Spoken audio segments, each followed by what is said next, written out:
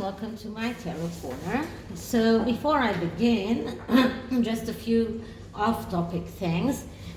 Some of you noticed my new treasure chest, which is really a treasure chest because it is glass and it looks like a treasure chest, and I have to open it right now.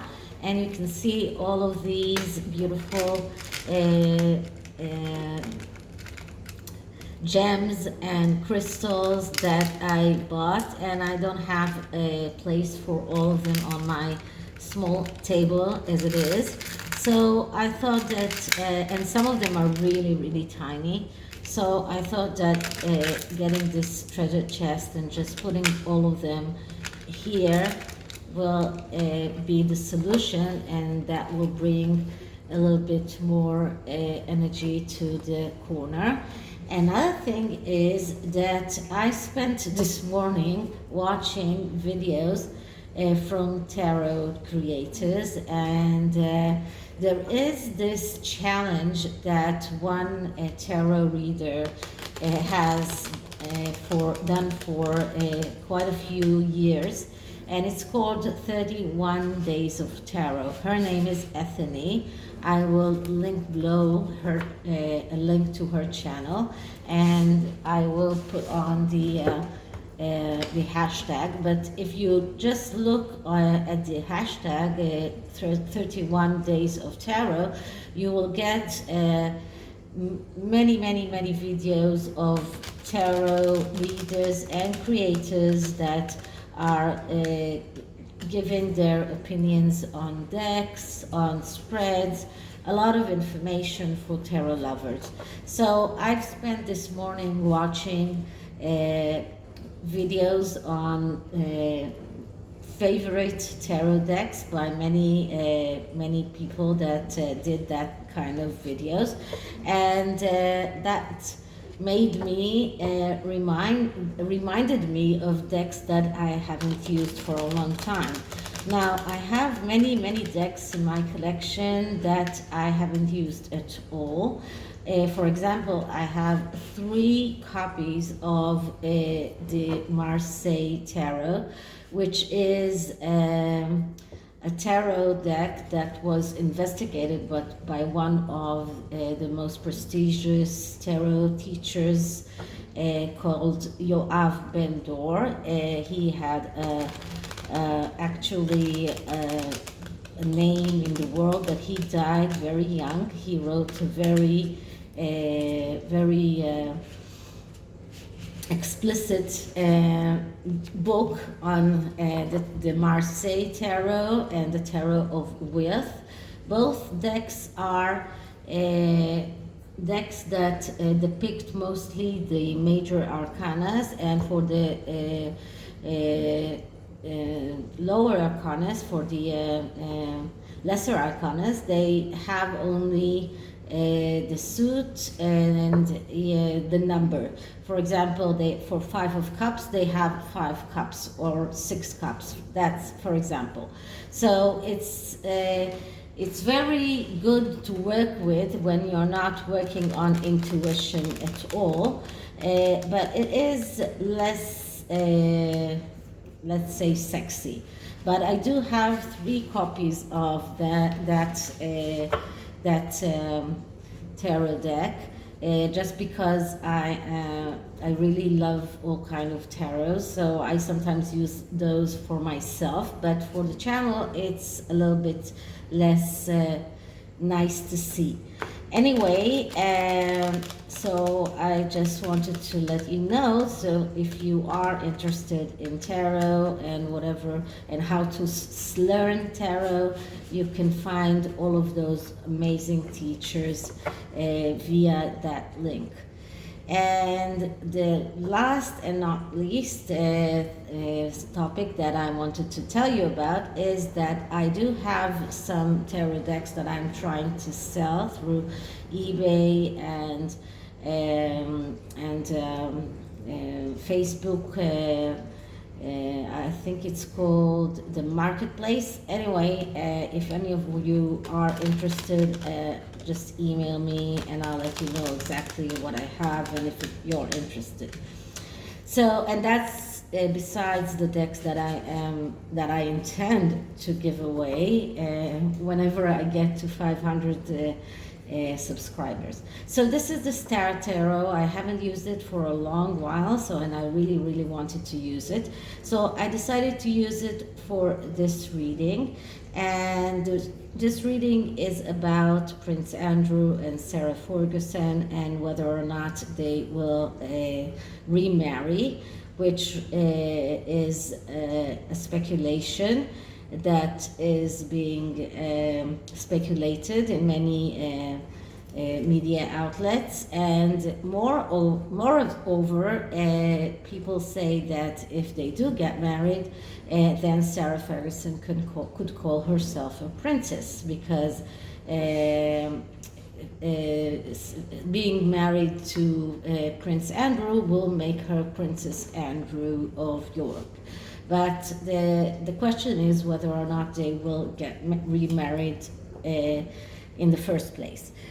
So I was looking into spreads that I could use, and the relationship spread that I usually use is a 15 card spread, which is very big spread, and I cannot use this tarot deck for it because I don't have enough room. So I'm going to use a very small spread that is called Reconciliation, and whether or not they should rekindle their marriage. So first I'm going to clear the deck.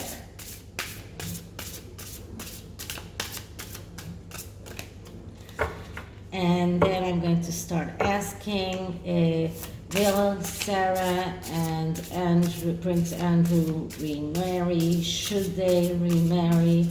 Will Sarah Ferguson and Prince Andrew remarry? And should they remarry? Just one moment. So the first card is the past of the relationship. Sorry, I haven't split the deck because of the noise that interfered, so I'm splitting the deck. And the first card is a card that represents the past of their relationship, and we get the Four of Pentacles. So the past of their relationship was not a loving relationship. This was a relationship that was based on being afraid of what might happen, adhering to what exists because of feeling threatened. Now, we know that Sarah Ferguson herself was bankrupt quite a few times, or at least once, and she tried in many ventures in the U.S. after she and Prince Andrew got divorced. And then she came back, and now she's living with him, and it doesn't look like it's out of love. And this card actually shows us that it's not out of love. It's adhering to what they have between them right now because she's afraid, because she doesn't have the money to be on her own, and because he's afraid as well. So this is something that links them both together. They feel threatened. Prince Andrew feels threatened, and his entire being is threatened. He has already lost his military affiliation. He lost his HRH style. He lost his other patronages. But I did read today that people are saying that it's not enough, and I don't know what exactly they are expecting the Queen to do. Are they expecting her to bleeding dry? Are they expecting her to take away his dukedom? Are they expecting her to remove his prince title, which I don't think that she can? So but he does feel threatened. Both of them feel threatened, and this is the past of the relationship, and this is what brought them together in the first place. So this is the past of the relationship. And what do we see in the present? And in the present we see death. And death is a card of major change. So this could be remarried, because this is a major change that really wipes out everything that was before. When death card comes around, it speaks about that it's time to start living. So this is a card about reconciliation. This is a card about getting back together. This is a card about a change that is a complete change. This is like a death of the past and a rebirth. So yeah, this could actually mean that they are planning to remarry. So this is the present right now. What should they do? What does the tarot recommend them to do? And we get the Ace of Wands. And the Ace of Wands is the card that speaks about being able to, or the energy of realizing your wishes in the material world. So what the tarot is recommending them to do is to realize their wishes. So if they wish to remarry, then yes, realize their wishes, make that come true. This is what is recommended, to be able to realize your wishes, to create from nothing. This is about creativity. So, and I have to mention that it is also about anger, about sexuality, and about being egocentric. So all of these mixed together, because there are good sides and bad sides to the Ace of Wands. So, but this is the recommendation of the tarot, for them to realize their wishes. And what does the tarot tells them that they should not do? And we get the Eight of Cups. The Eight of Cups is a card that speaks about letting go, leaving the situation. This could be actual leaving physically, but this can also mean spiritually. And when we speak about leaving the situation, we're speaking about letting the universe do its own course. But the tarot does not recommend that. This is something that they should not do. So if I'm looking at the entire spread here, the tarot does not recommend them to go and let the universe take its course. The tarot does not recommend them to be completely passive and just leave the situation behind them. And if you can see here, here a few of the cups are spilled, and it's not like in the Rider-Waite tarot in which all of the cards are standing. So here it does show us that a few of the cups are spilled. So the situation is not that great. It's not that amazing. But the tarot does not recommend them to leave that behind them and go to the promised land or the rainbow. What it does recommend them is to actually initiate and start something anew. It does recommend them to make their wishes come true, to create something new. So this is what is recommended. This is what is not recommended. And what can we see for the future? So for the future of this relationship, we can see that it is the Princess of Cups. And the Princess of Cups is like the Page of Cups. And the Page of Cups is the artist.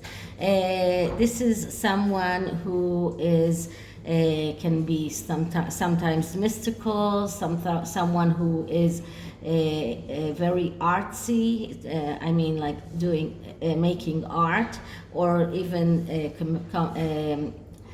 complementary medicine, like, how do you say that, homeopathic or something like that. And we do know that Sarah, at least, has been writing books. She has books that are coming out. So this is the creative part. So this is the future of the relationship, and the future of the relationship is that they will let their artistic let's say, the way that the artistic will come out, the one who is artistic will come out. So this is the future of the relationship, but it is also someone who needs mental health therapy. So it could mean couples therapy. So the future of the relationship does mean that they can, and it does look like they're thinking about getting back together or getting married once again, but they will need some kind of therapy, some kind of couples therapy. Sarah will need to go on with her creativity. Maybe Prince Andrew will have to find his way of creating, but this is the future of this relationship. So this is the small tarot spread, and the cards are so big that this is why I tend to get pocket size decks instead of the bigger size, just because it's sometimes impossible to work with, and for sure I cannot do big spreads with them. And I'm using the Love Oracle to see what does the Love Oracle has to say about their relationship. Let's shuffle once more.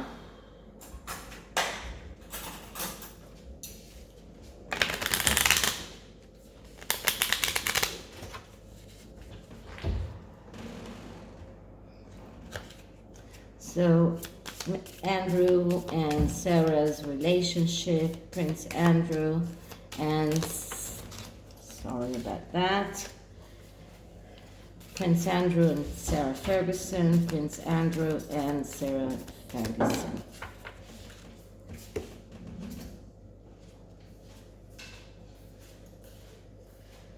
So, separation. So it does look like separation, sadness, missing you, thinking about you, yearning, unsure of the future. So the oracle is not so sure that they will get back together, because it does speak about separation. So it is either they will remarry or they will go separate ways completely.